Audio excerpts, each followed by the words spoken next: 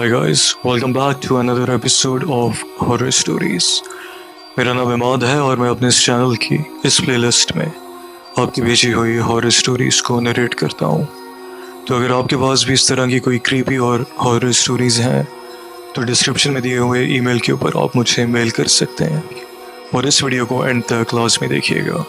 और मैं ट्राई कर रहा हूँ कि कुछ दिन तक मैं आप लोगों के साथ अपना एक व्हाट्सएप शेयर करूँ जहाँ पर आप अपनी हॉरर स्टोरीज मेरे साथ वॉइस नोट के जरिए शेयर कर सकें। तो आइए आज की स्टोरी सुनते हैं। ये अजीब और खौफनाक वाक़यात मेरे मैके वालों के साथ पेश आए। इस सब की शुरुआत तब हुई जब अब्बू लोग उस मनहूस घर में शिफ्ट हुए।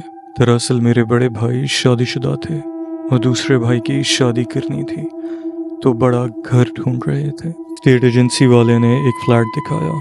काफ़ी बड़ा फ्लैट था। घर में कारपेट्स, नया पेंट और हर कमरे के अंदर अलग अलग फर्नीचर। फ़ौरन पसंद आ गया हमें वो घर। जब हम सब लेडीज़ वो फ्लैट देखने गईं तो ड्राइंग रूम में फ़ोटो फ्रेम्स के साथ साथ काफ़ी महंगी पेंटिंग्स लगी हुई थीं जिनमें दुआएं वगैरह लिखी थीं।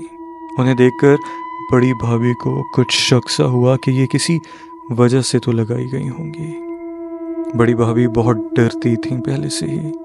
बार बार हमसे कह रही थीं कि मुझे तो कुछ अजीब लग रहा है। इतना अच्छा सेट हुआ हुआ फर्निश्ड घर किसी ने क्यों छोड़ा होगा। हमने कहा कुछ नहीं, बस आपका वहम है। अब्बू लोगों की शिफ्ट होने से पहले उस फ्लैट के ओनर के बेटे अक्सर आकर रुकते थे, मगर वहाँ रहते नहीं थे और न ही रात को वहाँ क़याम किया करते थे। उस घर के अंदर छत पर जाने के लिए सीढ़ियाँ भी थीं। खैर, पहले दिन अब्बू लोगों ने सारा सामान सेट करवा दिया। मैं भी अपने ससुराल से वहाँ आई थी। रात हुई तो सब थक चुके थे, इसलिए जल्दी सो गए। उस घर में 2 रूम्स का दरवाज़ा एक ही गैलरी में खुलता था। एक रूम अम्मी अब्बू का था और दूसरा शादीशुदा भाई का। उस रात 2 बजे के करीब भाई के रूम की गैलरी वाले दरवाजे पर किसी ने बहुत ज़ोर से नॉक किया। भाई और भाभी घबरा कर अचानक उठ गए। भाभी ने देखा मगर कोई नहीं था। वो दोबारा सोने लगे, मगर फिर कुछ देर बाद लाउंज वाले दरवाजे पर बहुत ज़ोर से नॉक हुआ। भाई बिल्कुल भी नहीं डरते थे। वो थकन की वजह से इस बात को वहम समझकर सो गए। मगर भाभी ने बहन के नंबर पर कॉल करके पूछा कि तुमने नॉक की आवाज़ सुनी? तो बहन ने कहा नहीं, हम सब तो कब से सो गए थे। खैर, सुबह हुई तो हम सब घर के कामों में लग गए और रात वाली बात को भूल गए। फिर उसके बाद अक्सर कुछ ना कुछ महसूस होने लगा था। हम ज़्यादा ध्यान ना देते और इग्नोर किया करते। फिर मैं भी अपने ससुराल वापस चली गई।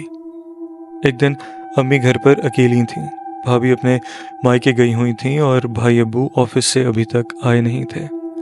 लाइट नहीं थी और अम्मी मुझसे फ़ोन पर बात कर रही थीं कि अचानक भाभी के रूम से इतनी ज़ोर से शीशा गिर के टूटने की आवाज़ आई कि लगा हो जैसे शीशा चकनाचूर हो गया होगा। अम्मी देखने गईं तो कुछ नहीं हुआ था। शीशा बिल्कुल सलामत था। अम्मी ने इग्नोर करके मुझे भी तसल्ली दी, मगर उन्हें शक हो गया था। अक्सर हम वहाँ रुकने जाते तो ऐसा महसूस होता जैसे कोई ड्राइंग रूम से निकलकर किचन में गया हो। ये बात सबने ही महसूस की थी। अक्सर दोपहर को ड्राइंग रूम से अब्बू की बात करने की आवाज़ें आती, जबकि उस वक्त अब्बू ऑफिस में होते थे। छोटी बहन ने 1-2 दफ़ा तो अब्बू को ड्राइंग रूम में जाते हुए भी देखा, और जब वो देखने गई तो ड्राइंग रूम में कोई नहीं था। एक दिन मैं और मेरे हस्बैंड वहाँ रात रुकने गए। रात को वो ड्राइंग रूम में सोने चले गए। इन्हें आदत है रात को सिगरेट पीने की, लिहाजा वो बाहर जाने लगे तो देखा कि मेरे अब्बू किचन में गए हैं। ये वहीं खड़े होकर इंतज़ार करते रहे कि अब्बू चले जाएं तो वो बाहर जाएं, मगर अब्बू किचन से निकल ही नहीं रहे थे। आखिर इन्होंने काफ़ी देर इंतज़ार करने के बाद किचन में जाकर देखा तो वहाँ कोई नहीं था।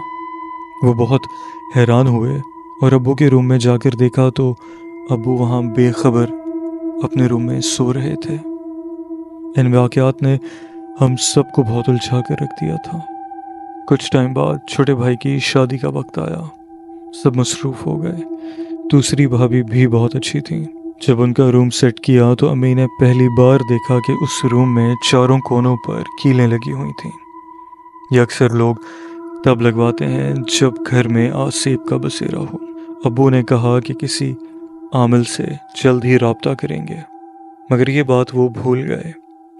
छोटी भाभी इतना खुश आई थी, पर कुछ ही दिनों बाद वो बिल्कुल खामोश खामोश रहने लगी और अक्सर अपने रूम में अकेले शीशे के सामने खड़ी होकर जोर जोर से हंस रही होती थी। अक्सर अजीब अजीब सी बातें करती। ड्राइंग रूम में भी अजीब सा सन्नाटा रहता था। अब्बू वहीं नमाज पढ़ते थे। अब्बू बिल्कुल फिट और एक्टिव थे, मगर एक दिन ऑफिस से आए तो सीढ़ियों से उनका पैर स्लिप हो गया।